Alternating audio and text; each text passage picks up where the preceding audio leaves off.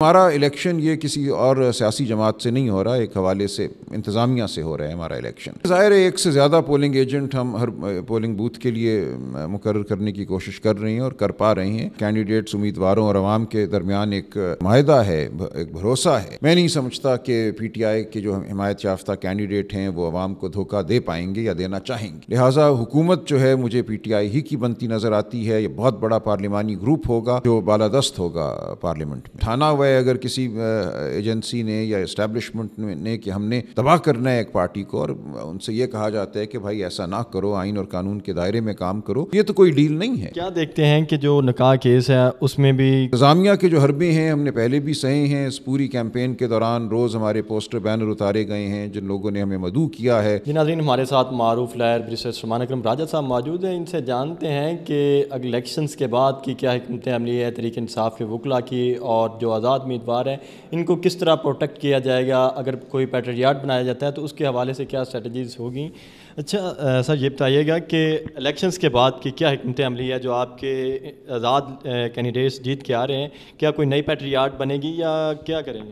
نہیں، دیکھیں، عوام کا اتنا دباؤ ہے، یہ ان کینڈیڈیٹس، امیدواروں اور عوام کے درمیان ایک بالکل ایک معاہدہ ہے، ایک بھروسہ ہے۔ میں نہیں سمجھتا کہ پی ٹی آئی کے جو حمایت یافتہ کینڈیڈیٹ ہیں وہ عوام کو دھوکہ دے پائیں گے یا دینا چاہیں گے۔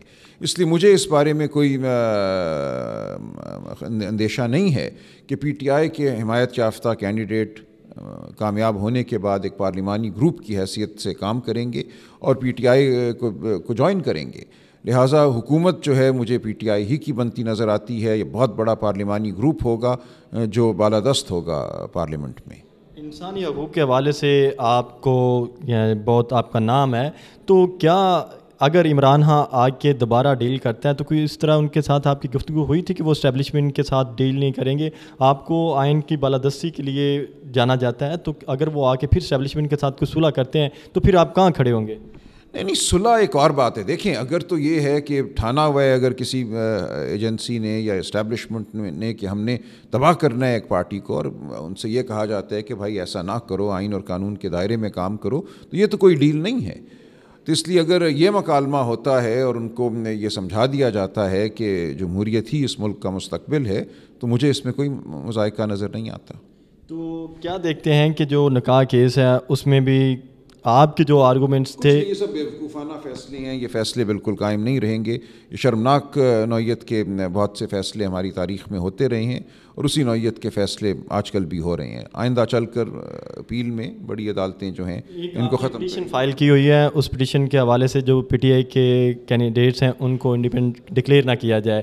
یہ بھی ہم سن رہے ہیں کہ الیکشن کے بعد تحریک انصاف کے اگر کینڈیڈیٹس اسی جماعت میں واپس چلے جاتے ہیں تو اس جماعت کو کالعدم قرار دیا جائے اور یہ جو کینڈیڈیٹس ہیں ان کی رکنیت معطل ہو جائے گی، پھر دوبارہ الیکشن ہوں گی۔ اس حوالے سے کیا اسٹریٹجیز اپنائی ہوئی کہ اگر پی ٹی آئی جو ہے وہ کالعدم ہو جاتی ہے؟ نہیں، ایسا کچھ نہیں ہوگا اور اس بارے میں ہم نے غور و خوض کیا ہوا ہے، آپ فکر نہ کریں۔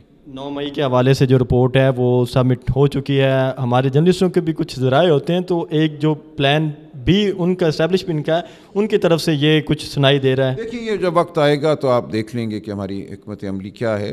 یہ بچگانہ سی بات ہے، لیکن ظاہر ہے کہ ہمیں نظر آ رہا ہے کہ کیا خواہش ہے لوگوں کی، لیکن میں سمجھتا ہوں عوام کی خواہش کے سامنے بہت سی خواہشیں جو ہیں ان کو گھٹنے ٹیکنے پڑتے ہیں۔ اگر آپ جو سادہ اکثریت نہیں حاصل کر لیتے تحریک انصاف، تو حکومت سازی کی اگر آپ کو آفر کی جاتی ہے تو کس جماعت کے ساتھ آپ اتحاد کرنا پسند کریں گے، یا کسی جماعت کے ساتھ آپ جا کے خود بیٹھنا پسند کریں گے؟